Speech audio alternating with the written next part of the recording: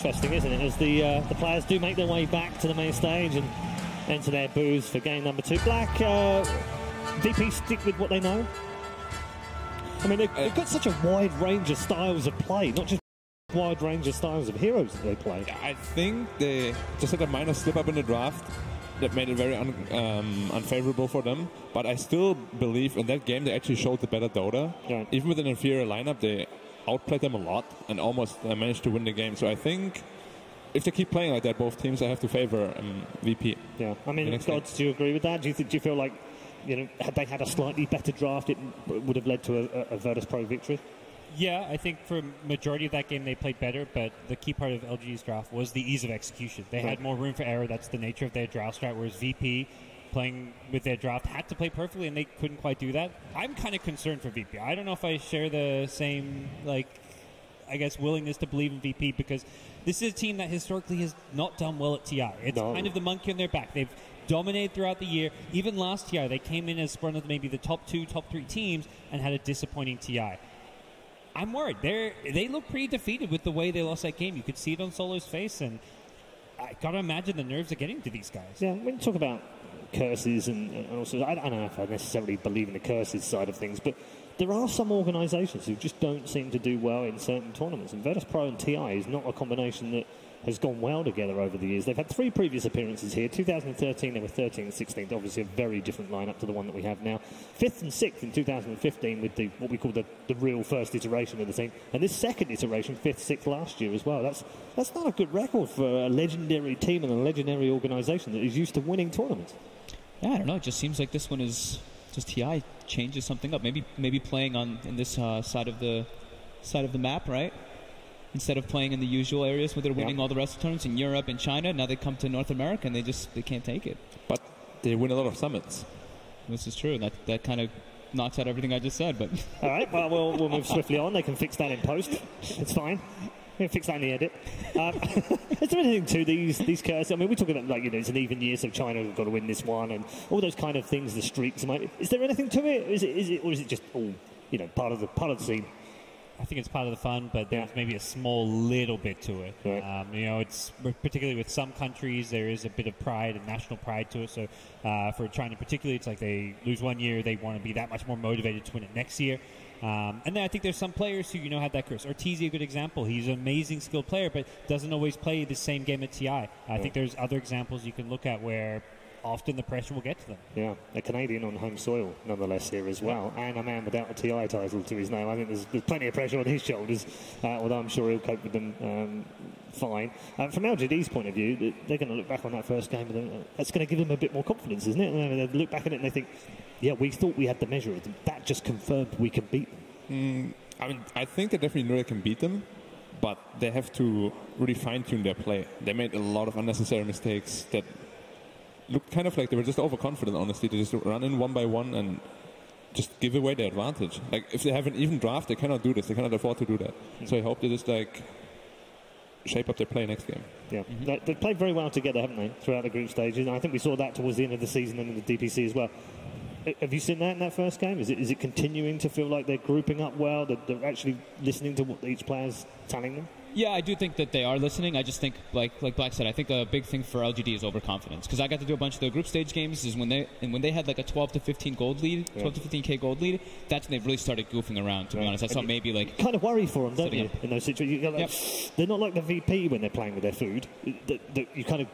It's an inevitability they're going to win the game, right? It looks like a little bit more of the individual play. It does. It makes you worry a little bit for them, doesn't it? Yeah. So they need to crispen that up. I do think that, they can't make those type of mistakes if they don't have this strong of a draft. Okay. Talking of that draft, I think we're going to start this game right now. So we'll get some thoughts from you in just a moment. But ladies and gentlemen, let's get into it. Game number 2. PSG.LGD versus Virtus Pro. PSG.LGD's turn to Game 2. Okay, then, game number 2, all on the line for Virtus Pro. They want to stay in this upper bracket. They want to face Team Liquid in the next round. Well, they'd like to play someone else, I'm sure, but they have to play Liquid if they want to go through to the semi-finals of the upper bracket. It does guarantee, the winner of this series is guaranteed a top 6 finish at the International. And LGD, PSG.LGD, are just one game away from doing that as we get into our second draft of this quarterfinal. The chatter is already coming out in my ears. Of course. I love it. That was Pasha. Pasha or Roger, they usually do it in 2. And the fact that we know exactly what it's fantastic. Here we go then. Into the draft of the early bans. I think we can. I don't think those ones at the bottom are actually banned. No, I think you can ignore the bottom 2 on the right-hand side of the screen. That's legacy draft from the last one, so you can ignore those. So Tiny gets banned by VP this time, and Venge and Marana are still left. So is the Drow Ranger. They valued Tiny really highly then. They first picked it, and now they banned it.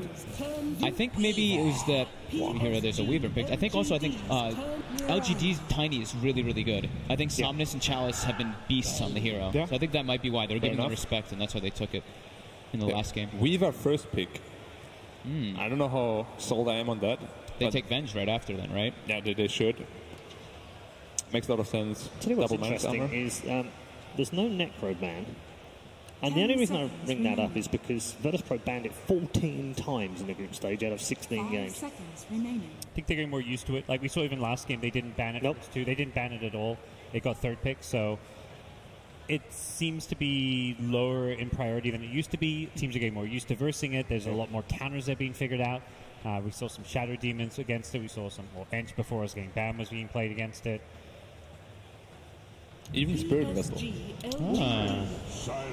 Been a bit of silencer action. We've seen some of this already. Amazing hero versus Bane. Every time he grips anyone, you just global silence, and the hero is practically useless in teamfights after that. You also can't triple leap. If you get the last word on you, you pop your 1 leap, and you're silenced. You actually can't pop the further ones. It's a really obnoxious hero to play Marana versus in most situations, and it complements really well with Weaver because you can just you skitter into the fight, you pop your global with the bugs, and that's where the minus armor starts kicking in right away. But it's honestly just silence. Like almost every hero in the game hates playing against that. The stupid curse and the last word. It's like just so annoying. And I think in this tournament it actually has become like a first ban and the first pick as well. Very underrated aspect. You actually get the vision with the last word too. So like you're ganking this hero like in the side lane, you know they're going to play around the trees in the fog. Well, you see exactly where they're going when you get it on them. It's flying vision, right?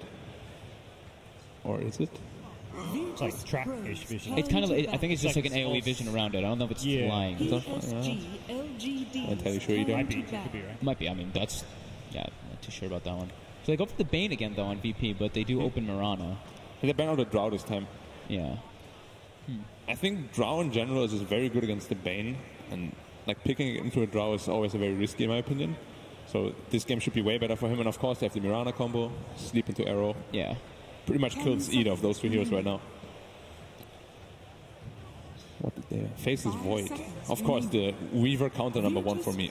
Like there's no better hero against Weaver, in my opinion. Agreed. Like, every time you chrono him, he's dead. You just remove the mobility out of the aspect of the hero, which is everything. And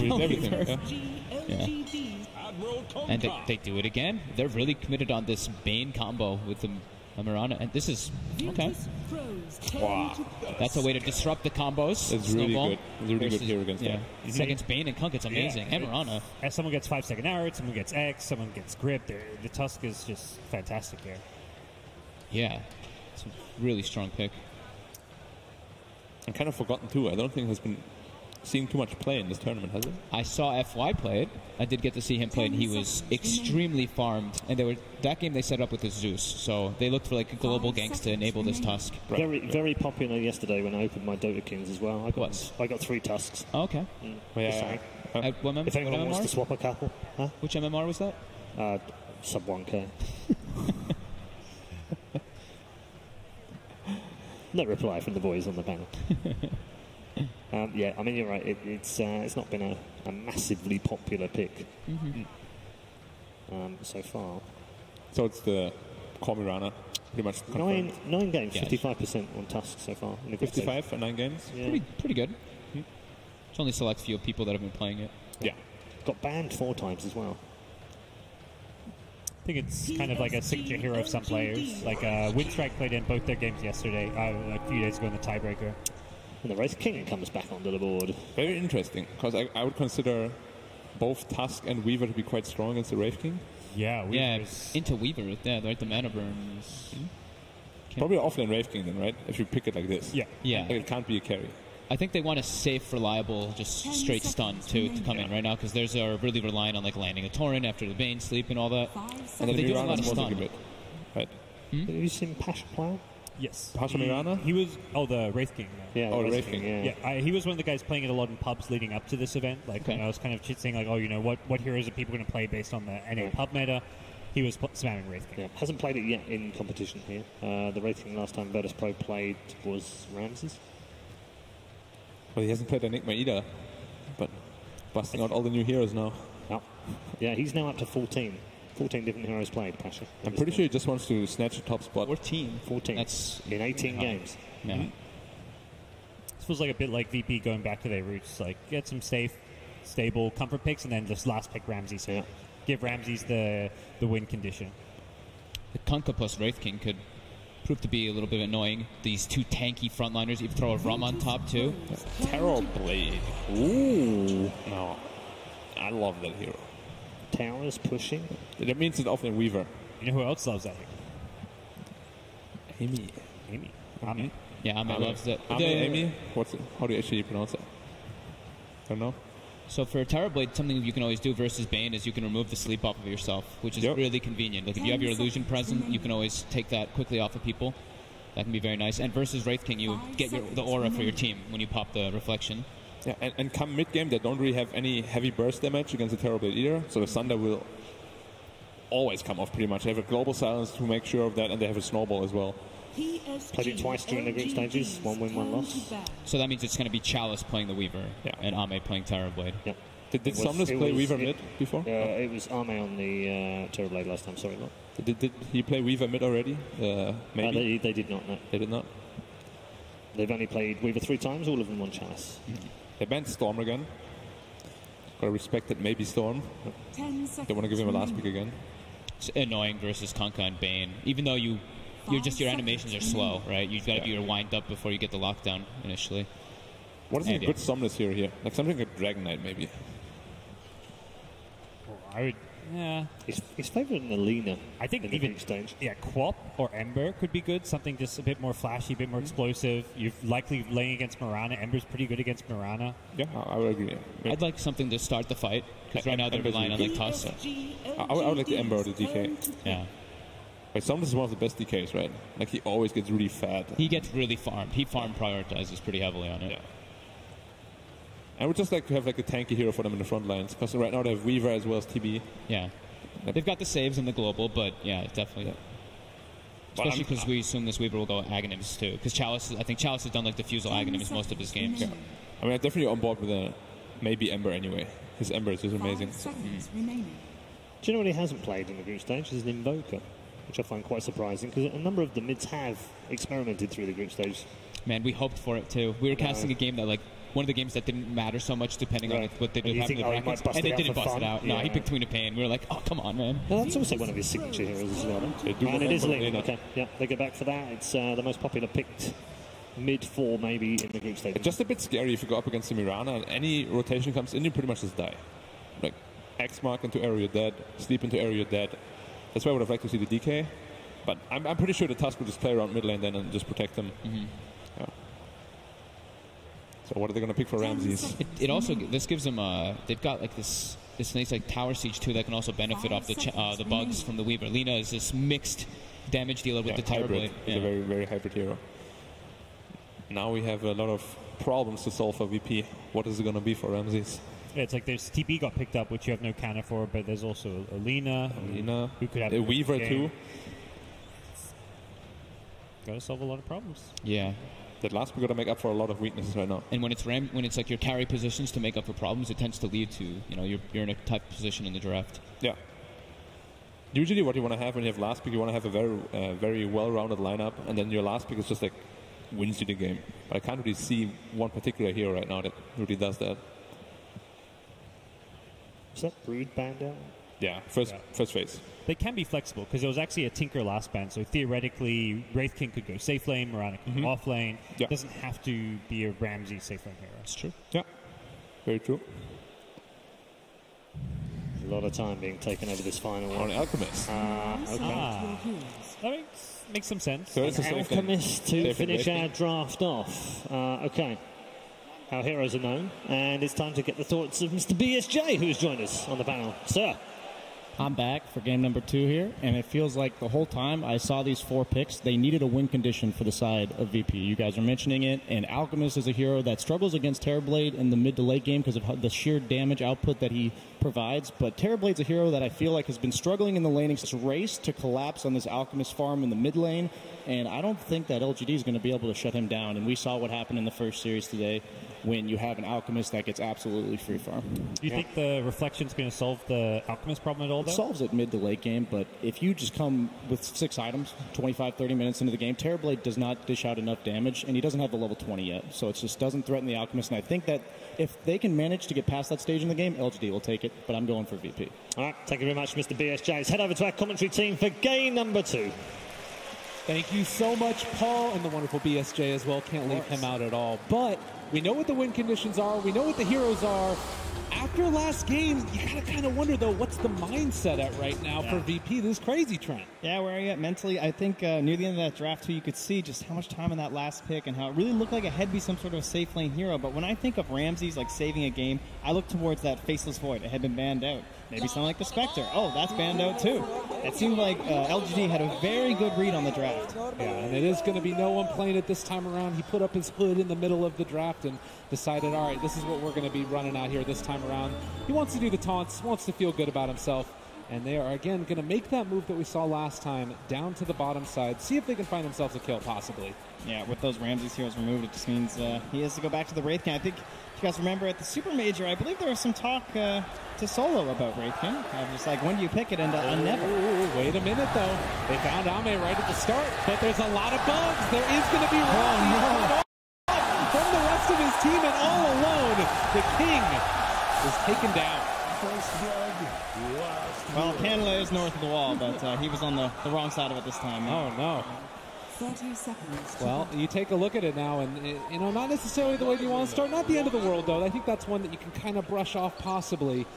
But you do have to sort of keep your eyes on the mindset, how these players are going to be playing in this one, as Chalice and FY are going to make their way to the top side of the map. So one thing that we did sort of see in the past is this matchup of Kunkka versus the Tusk. You want to talk to me a little bit how these position 4s battle off against each other? Yeah, you saw the Tusk get picked up after the Kunkka. It's been a little bit of a common counterpick as well. Kunkka trying to make a play here for the Rune. Secured with Pasha down bottom. Nice combination of the Torrent and this lovely leaping Morana. Ooh, and all 4. My goodness gracious, VP. I guess that means the chat wheel starts a lot earlier. Once you get 4 bounty runes, you're good to go. But yeah, you just want to look for that snowball to try and stop that big combo happening. Try and secure your allies with that. And we heard the panel talking about, like, where's this tank for LGD, right? I mean, you're running first, you're showing a Weaver and a Terrorblade, so you're thinking, okay, kind of on the edge of the fight, in and out, lots of heavy damage. Terrorblade trying to be that standing tower, just mauling into the enemy team. But to me, now with the Lina being picked up, that means it kind of has to become Chalice's role, where he might even build into one of these earlier, like, Dragonlance and the Aghanim Scepter, possibly. He has to be the guy that has that tank role for the team. As we just see Solo TP out of that danger up in the top side. So, yeah, we'll see if he's going to be able to get into that, those items that keep that Weaver that much more survivable.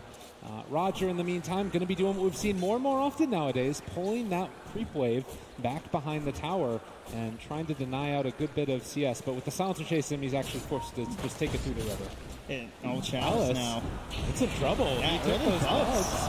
And instead, the shards from FY able to keep him alive, the salve up, the walk away, and now Solo not able to secure the kill onto the Tusk. Fantastic save there from FY.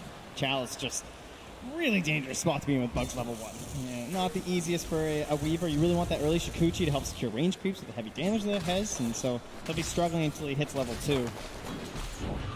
Meanwhile, down here bottom, X-Nova on a hero that's known for a lot of early game harassment, but it does feel like the kill potential is going to be there a little bit later on for VP on this combo that they love to run. Yeah, and look how much gold and experience they're getting right now because of where they've gotten this lane. We noticed in a lot of the games during the group stage, the teams getting that Bane early, it means that you can stop this pull from happening, where you secure the lane near your own tower. Nightmare is so good at stopping anyone from doing that irritating pull, and with it on the side of Virtus Pro, them and LGD had no real option with just a silencer. And they are instead going to be able to find the other pull, which is the pull into the off lane, secure their lane equilibrium back into their favor. Looks like Chalice is going to come over, haven't gotten that level 2, and just going to put the hurt to him a little bit. So yeah, things to watch out. There's definitely kill threat on Solo here. He's playing very aggressively. And the bugs are on him now. The shards, they go out. They don't last all that long, but with the Nightmare, the runaway, they're getting the body blocks in. Solo, once this Nightmare dissipates, he's going to have another round of Sakuchi, and FY saying, come and fight me. I want to battle with you, man. And they are going to deny. Hit him. No. Chalice finds the kill. My heart's beating a little fast after that one.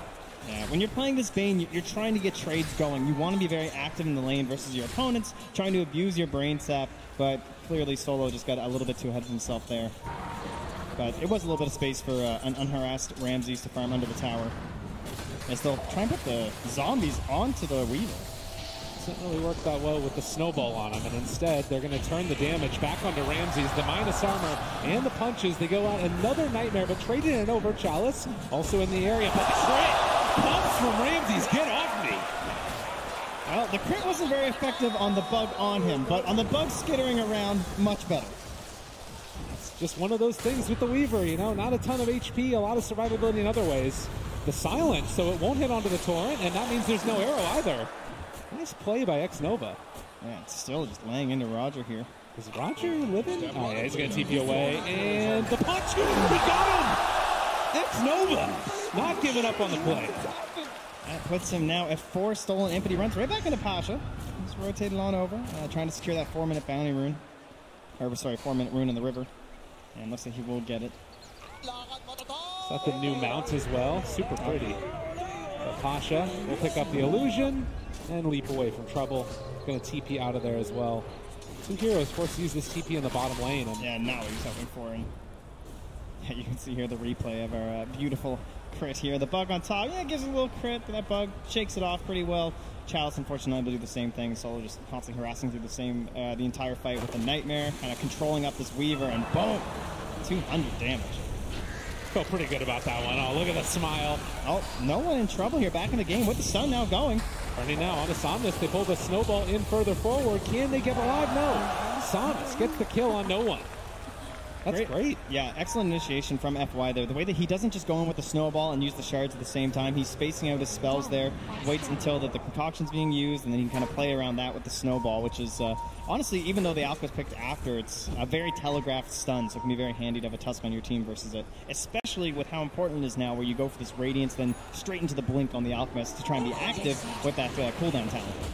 FY on the snowball onto Solo, needs to be careful. The Fairy Fire's there. They bring in another, and this might be some more damage. The Nightmare, the punches. FY is dead. They traded over the Nightmare, actually. Now Solo able to retreat. Chalice still chasing. Somnus has Laguna Blade. This should be a very easy pickup for them, but they lost Solo. Yeah, long rotation for the Lina, though, so no one is just getting a little bit of room here to get level 6 for himself after this catapult. And he's even just going to run away, just staying in range, a little bit worried about any rotations here with that Laguna Blade being there. He does get level 6 with that Clarity as well. Has the Radiance eyed up for himself. And now 5-2. Still very even. It was looking really good for LGD, but a couple of solid moves, those rotations from the Bane, have put them back on a solid footing. Yeah, pretty serious XP lead for the side of LGD, though. It's getting up there. It's about 1k at the moment right now. Pasha just got into level 4 versus the level 6 Terrorblade, so not a lot of threat on Ame here. He's still holding the point in case he gets ganked for the potential Sunder. Ramses. And likewise also holding 6. Not wanting to make that play yet. Roger's going to get ran away yet again, and the shards block off. Nice play there from FY. Where did this guy come from? All right, apparently he didn't know he was there. The arrow from Marana, though, is going to keep Roger alive, just helping out a teammate. Good save there, but FY did get down some very deep vision. With the angle he returned back towards Roger, they might go scouting for that, but it's a pretty hidden ward. It's not in the typical deboarding area near the shrine. strike rate connecting there onto no one. And threatening the kill always with that huge amount of burst damage that you've got on the Lina if no one's stuck around for too long. But he's just going to head off, farm up the jungle. This is what the Alchemist wants to do, and we'll see if any heroes try to rotate to take over mid. It looks like, though, FY is going to come and contest his farm in the jungle here. This is not what an Alchemist wants, and Somnus has a haste turn as well. They spot out no one. In trouble here as he does have his stun. Laguna Blade, everything thrown out. He turns the stun back around. Ramsey shows up now, throws out the Wraithfire Blast. They have the X as well with a follow-up Torrent. This might end up being a death maybe. Skelly's finisher off there, and a bit too deep there. It's hard to judge a good Alch game right now after what we saw this morning. One of the best Alch games you're ever going to see. But even being this far ahead, about a 700 gold lead over the next highest hero, which is actually his own ally, no one's looking very good. I don't think it's quite as devastating as an Alch pick as our previous match. But Pasha, he's out of mana. Trying to leap away. FY again, just back here behind enemy lines over and over. He keeps finding, if not just annoying somebody, then finding kills. Completely owning this side of the map, and Roger just not really having the same impact right now. Sitting under a ward, just trying to help with some double stacks here for his Alchemist. Nice cute play here, but FY is going to ruin it by running up here, and that's going to secure the fact that there's definitely a ward there. Yeah. We also saw Solo for a little while farming Ancients on the Bane with the bugs on him. Their Skeleton's still sticking around. So just getting whatever value out of the map is at all possible right here by VP. 8 minutes in, it looks like PSG.LGD going to farm up the stack that was lovingly made by Virtus Pro. Solo sees the Lina, and well, the Snowball also coming in, it sounds like. Over towards the side, they find themselves a catch here onto the Kunkka. He's so far behind. He's going to lose more in. This is hard on a strength roamer like this. It's now 8 stolen for X-Nova. Oh no! The Nightmare Dodge. Is it going to keep him alive? Or are they going to be able to find the kill, rather? This Invis rune. They're turning it back around. Solo maybe in trouble. They try and smoke to run away, but the crit is there. Ramsey's able to turn this one. Chaos in the jungle, as they're going to be able to find themselves Solo, and FY just trying to run away, but there is going to be an X, and it looks like they're going to be able to take down FY's Maybe, Tusk. though. Also caught at the Roche pit trying to run. I mean, he's still getting away from them for the moment. The punches are coming. FY making a lot of space, and eventually the Snowball continuing to make sense. Are you kidding me? FY, surely not. All right, he gets brought down to the end. Just narrowly getting the vision. He's making him work for it. This is a very brawly game number 2. It feels like there's little tiny skirmishes happening all around the map. Yeah, LGD are doing a great job of putting this pressure on the Alchemist territory. It's not a total free farm right now. He's not just getting away with everything, whereas Ame kind of is. He hasn't had to be involved very much at all. He's just been down this bottom lane, going between the lane, back to the jungle, and even though he's 1,000 gold behind an Alchemist, that's an Alchemist, you know. He needs a little bit more. Ramsey's getting very low, but does manage to escape. Caught there in the Moonlight Shadow. Chalice still trying to push a little bit. It looks like Roger is going to be able to get this rune, but there is a Sentry Ward. And now with Moonlight Shadow wearing off, Roger going to be ran at by this Tusk. There's also a Nightmare on the other side on the Terrorblade. I'm sure if X-Nova had a TP, he would be here right now to steal this, but unfortunately he doesn't have one. Torrent comes out. They also find another kill onto Pasha's. Chalice is going to secure this finish onto Roger. He's still trying to run away. Sakuchi to chase, and the punch. And they killed Pasha way deep. Up near the tier 2, he actually went down, chasing him the entire time that they were chasing after FY2. Man, that value ward from the Tusk, it still remained there the entire time. That was an excellent one to get, and they didn't even try a D-ward even after the play from FY to come and stop the stack happening from that camp right there. So VP just, a lot of the support's been playing for the top half too, so like there's not an opportunity for Solo to get down here and go for those D-wards, and at this point, you don't really want to spend 100 gold of your sentry to then miss the ward. And that ward is actually just spotted. That sentry was pinged out instantaneously. But not quite in range. They might know there's an observer ward now, too. Well, yeah, I can see X-Nova pinging it. He knows there's one in this area. I think he's going to get it. Yeah, very nicely done. Great vision here from PSG.LGD. The warding game, X-Nova, again, the panel talked about it. One of these players that's been brought in and was able to help them secure the great DPC results that's led them to being in this tournament. Still making the plays here on the big stage as we continue to loom closer and closer towards this Alchemist Radiance timing. And stuns thrown out there onto FY. He's getting very close and does have the relic already. Ramsey's also trying to get involved in this game. He's just going straight for the Blink Dagger after the ring. So just getting a little bit of armor on himself, and then with the Blink on him, he'll help secure a couple team fights, hopefully, for the side of Virtus.Pro. At least that's what he's thinking. And then that'll allow the Blink Dagger to be constructed on no one. And at that point, it's going to be quite the force just hopping on top of this this Terrorblade. Speaking of Terrorblade, him and Chalice are in the area and going to start to put the pressure onto this Tier 1 tower in the mid lane.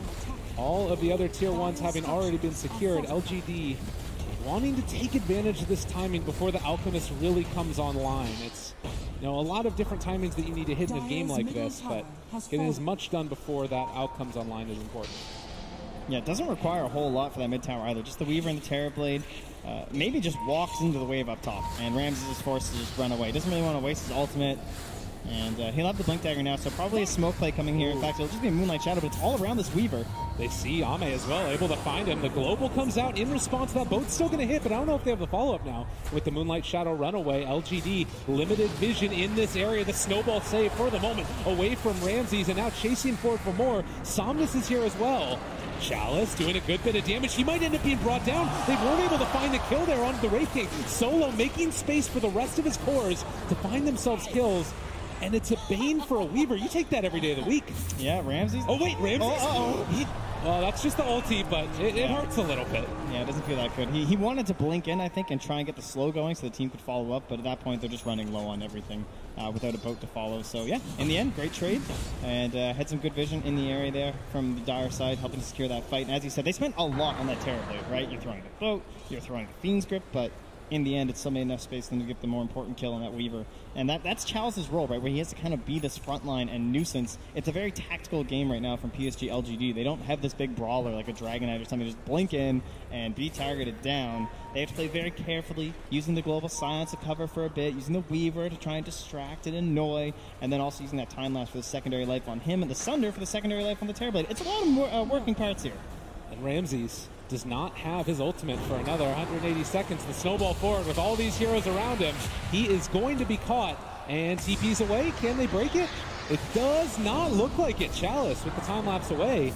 Rogers shows up. Xmark, are they really trying to take this fight without the Wraithing? No, they're just buying space. Yeah, maybe considering it just because it was post-time lapse and they still had the boat, but they will back away. The Shrine's up in 5 seconds. Could be a good fight for VP if PSG.LGD force it. They are looking like they want to force it. The shards block up on one. It actually pushes him to the high ground, and they spot him out. Oh, the arrow.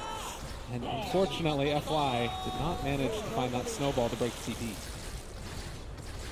Okay, space though. Maybe just kind of shoves in the wave there. Farms a bunch of it. Alright, his Yule Scepter up in towards that Shadow Blade. Wants to be his own threat across the map. Because right now, Ramses has felt very comfortable just sitting on waves, pushing out pretty deep. Not a whole lot of threat to his life. If he goes down once, it's pretty hard for someone like Alina, for example, to kill him a second time. And they're going to smoke right under another ward here from LGD. They find the stun. The boat's going to be there as well. The long duration silence, it's not going to connect. And now the secondary stun hits onto the Alchemist. They're trying to focus down no one. He is starting to drop, but there's the Moonlight Shadow. They have double dust for double the kill. Arrow going to miss. What an incredible game of vision from PSG.LGD. It seems...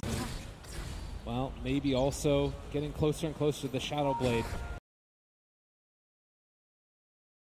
It does sort of feel like right now it's you would want to be, I guess, continuing to keep the pressure on a little bit with Virtus.Pro. I guess that with the Alchemist Radiance now, he can try and just sort of fall back and farm. Is that the play?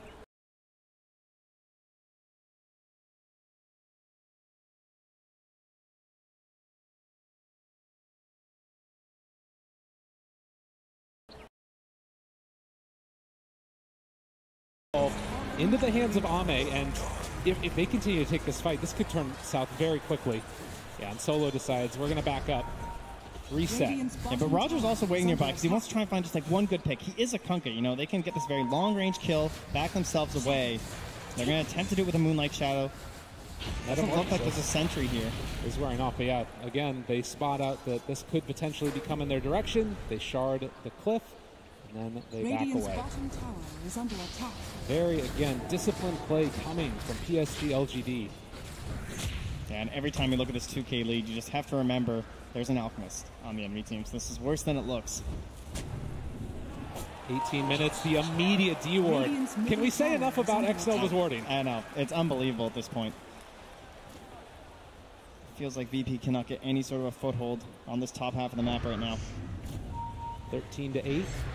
And Virtus Pro sending multiple heroes up to the top side. X-Nova still holding on to Global. They're walking right on top of a ward. And they do not realize this as Chalice is ready to chase down if they so desire, but it does look like Solo is going to be left alone. Are they going to decide to go on him? I think that he spotted that rotation coming as well. FY in the area. They're going to snowball for this kill and not able to do almost anything. Another, oh, actually not a minus, so he didn't get there in time from X-Nova, but now they can pressure in as 3 here. You have a Terrorblade farming the jungle. You have Alina who just picked up a Shadow Blade coming on the courier. Maybe could try and connect up top with them if they want to rotate down and grab a couple kills. But no real threat right now for LGD. They can just kind of relax here, knowing that they have this Aegis to play around. So buy space for no one. Is that still just the game plan right now for Virtus Pro, if at all possible? At some point, they need to fight, but it looks like Ramsey is set on having that blade mail first. Okay. And that could be something that could turn this around, right? There's no BKB yet for the Lina, and maybe he's going to be building into it first because he's starting to see that that's really the only option they have to kill him. Much better BKB game than last game for him.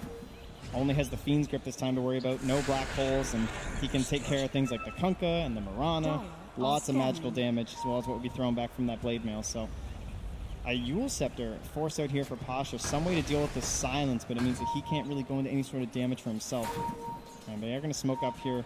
This time, it won't be directly scouted necessarily. There was an illusion in the area from Ame. Oh, takes that ruin. But the arrow's already gone. No follow-up right now either. They realize where all of VP is, and that smoke not going to amount to a kill, it looks like. And it looks like they just got all 4 bounty runes here to the side of LGD. Clinical. You definitely need that as an Alpha team. And no one wants to find the stun here onto Chalice. Time lapse. There is still an X that's going to catch him. The Global is going to be there. The boat is still going to connect at the end of it. So they find themselves a kill on no one. That's the beginning. Yes, very good to take down Chalice like that and give no one a little bit of gold. So keep those up. They want to keep the ball rolling. They're moving through. Solo has the Nightmare. He finds the correct one.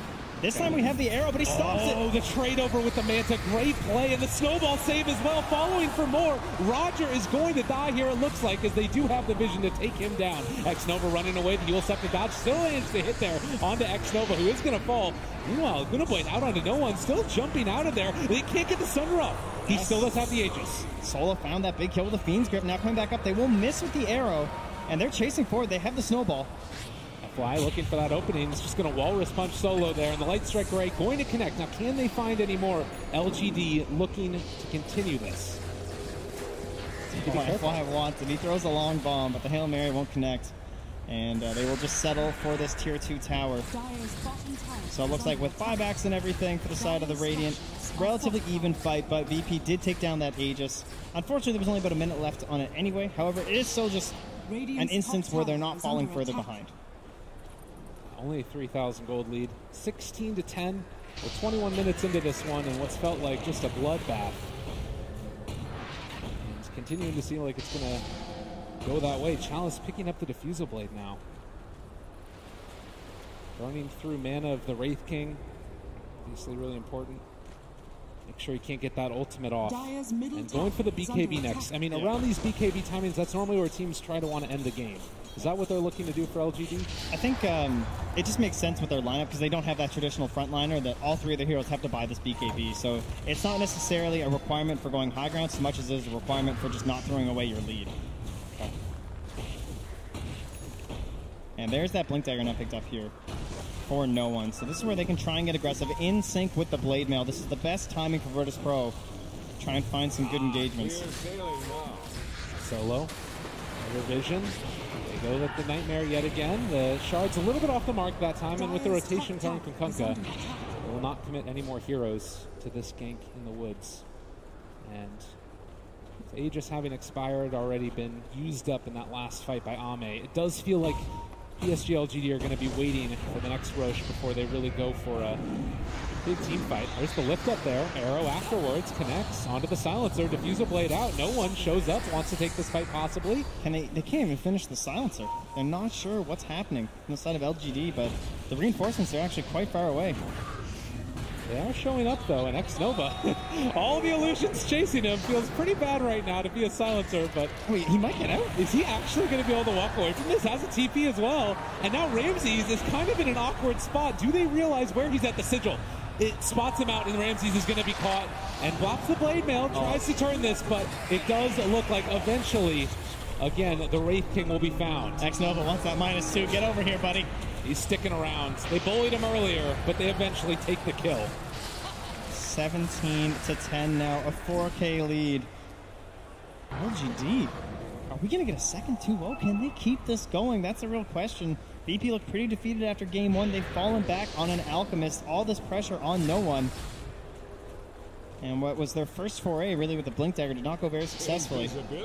And I mean, eventually you do talk about like the damage mitigation that comes in from the Radiance Mischance, all of these things working in consort to try and mess with the Terrorblade, but it just doesn't feel like they're at that point right now to be able to fight against the pressure that's coming. And you see this right here.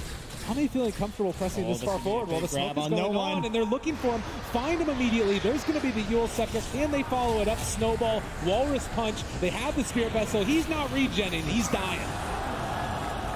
Even throw the ulti to secure, but Pasha still rotates in here. He's all alone. Is he really trying to take this? They actually might be able to make this work, though.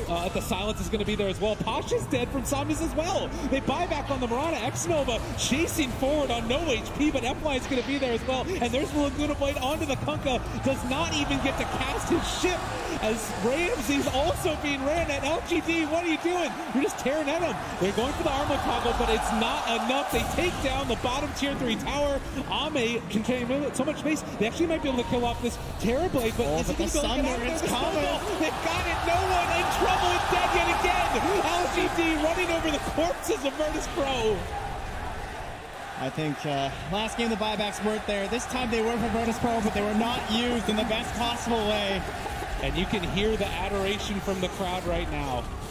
A huge win right here as they are taking down the first set of barracks 25 minutes into this game. 13,000 gold lead for LGD. Well, it's one set of racks versus an Alchemist draft. It's not the end here for Virtus Pro, but a 13k gold lead versus an Alchemist. Things are looking fantastic here for PSG.LGD. They just retreat back. Some real scribbles across the map from Ramses, you can see. I think declaring that their half's just not safe. They pick up this Blink Dagger as well on the Tusk now for more of those snowball saves. And, I mean, if you're Virtus Pro at this point, like, it doesn't really feel like there's a plan B. They're kind of in it right now, and they just have to sort of battle their way out of it, it feels like. Such a clear game plan from PSG.LGD around this Terrorblade. Have you ever really felt like Ame was threatened? Really. That was the closest he came to dying, and he was versus like 3 heroes. With the rest of his team on the other side of the map, he takes a tier 3 by himself, and then the reinforcements arrive. They have given him so much room here. Again, it does come back to that vision. You just can't ignore it. He always knows what Virtus Pro is up to. Speaking of vision, after Roche responds, 10 seconds later, LGD are in the pit. Starting to take it down for what could potentially be. They have to fight this. There's no choice, but remember, the buybacks are limited for Virtus Pro. None on at all any of the heroes for Virtus Pro. Roger, the only one that's even close. And the arrow's going to go out. It's going to connect on Illusion. Ramses now they know there's the Yule Scepter lift up. They do have a global still if they want to use it. Possibly it's going to be dropped down, but they have the Aegis. It's on the Terrorblade. Chasing forward for more. They bring down X-Nova low, but he's still not dead. He does finally fall. Can they kill off Roger? It is going to happen. And now can they chase for any more? Ramsey still diving into this one. He goes for the snowball. There's going to be a Fiend's Grip onto the Terrorblade, trying to kill him off. The Blade Mail still going for Ramses as they lay into him. And there's the Reflection coming out as well. They do bring them down one time, but it comes at the cost of the Wraith King's first life as well. Back up, and he's just all on his own. The team is abandoning Ramses and trying to arm his way out of this. It's not going to happen. He does take down Chalice. Not a bad kill there. Solo also being killed off as well, though. And 3 dead. That's the Aegis down. At the very least. Ends up being a relatively even trade across the board there, but once you add in the fact that the Aegis was taken as well as the cheese, they lose the Aegis, but at least they'll get to keep the cheese there on for Ame. Arrow out, no one trying to go for initiation here. This could be good for them, but they can't even kill off the Tusk early. The reflection just so hard to fight into that radiance that you just get Roger for free. needs a big play. Oh, and the Manta dodge as well. Not bad from Ame. The boat's going to hit, but nothing else. Yeah, no arrow follow-up, and Tower has fallen. end up losing a tower as well just to this catapult. Everything going wrong here for Virtus Pro. What more can you really say about LGD this game? They've got the BKB now, trying to go for the Assault Cuirass on the Lina.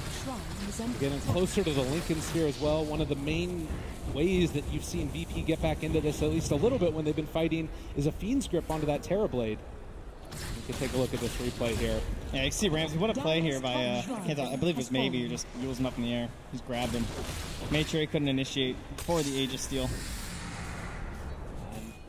At this point, too, going forward through every subsequent fight, they're going to have that reflection cooldown on the Terrorblade. As they found themselves no one yet again. There is not an answer in the world for that. That Spirit Vessel is just such a strong counter at this point when you're able to catch up to an Alchemist like this. Can't get into a BKB in time. Still so far right now for Ramsey, or for no one. They go back to the shrine. Oh, thank you, team. Zombie's just still hitting neutrals. He's doing it. He's fine with that. They do throw out the boat.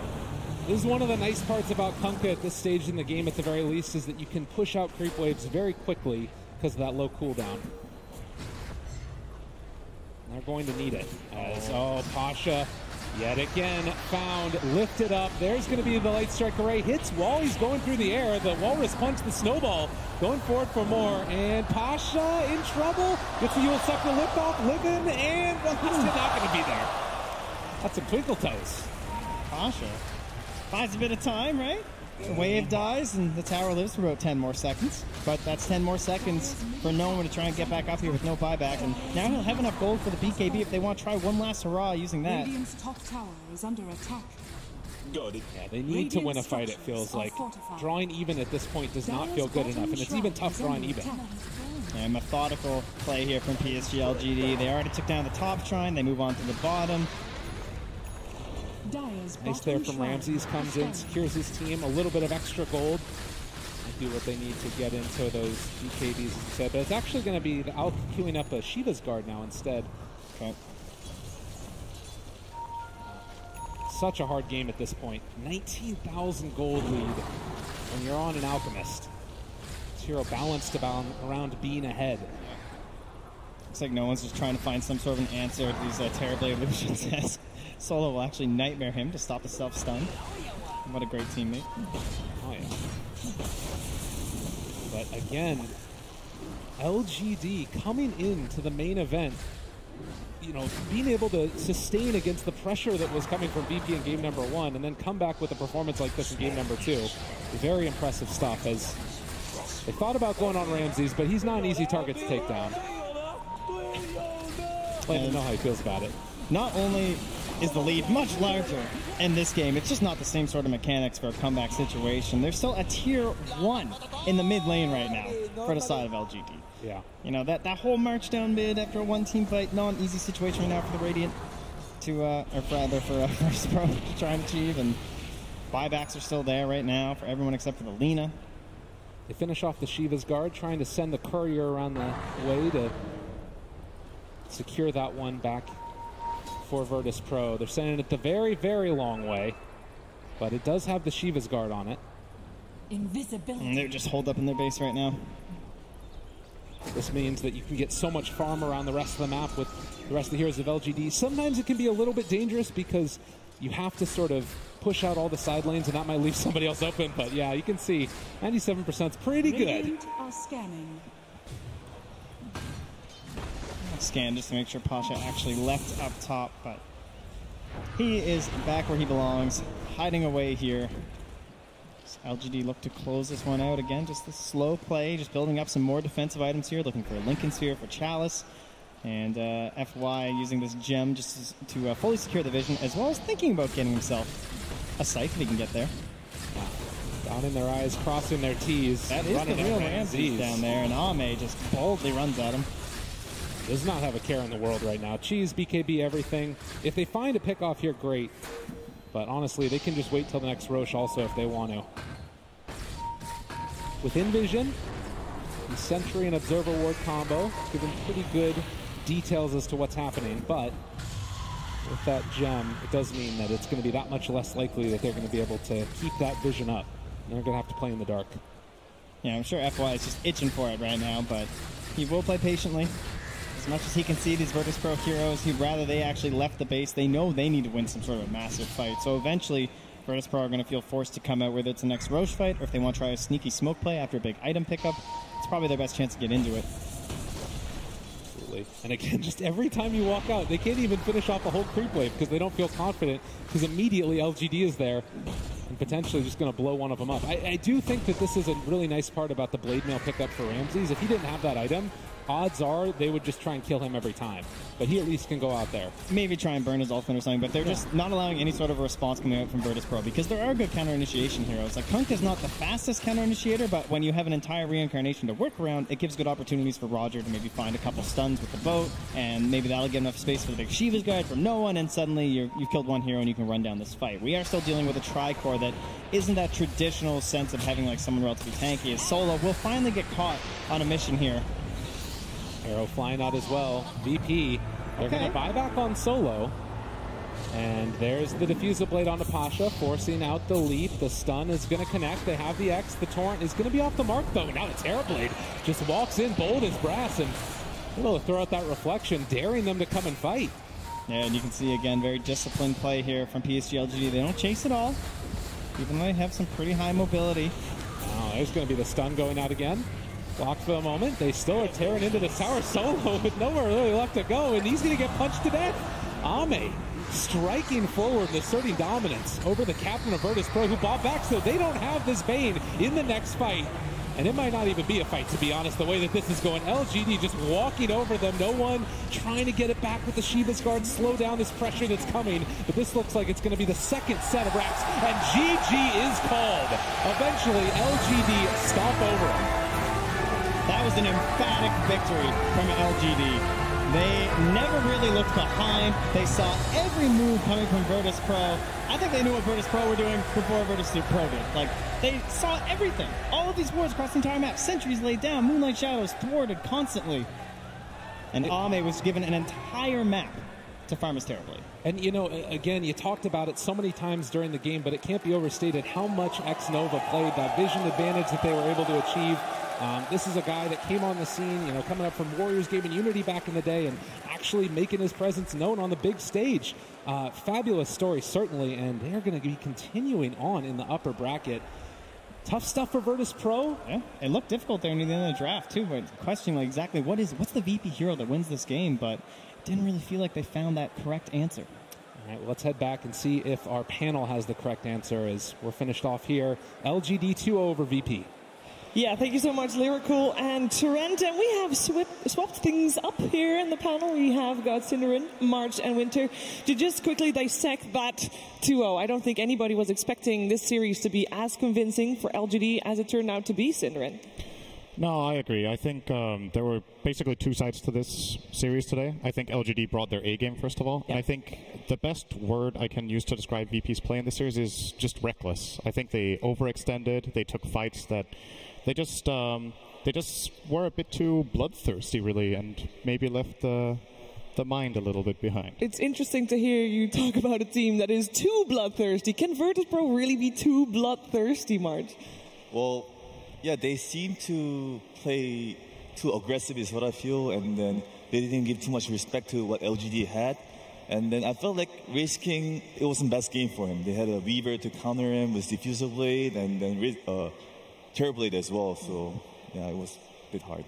I felt partly it was because maybe the overall strat, like Alchemist doesn't do really well in the late game against Terrorblade, so they probably felt like they had a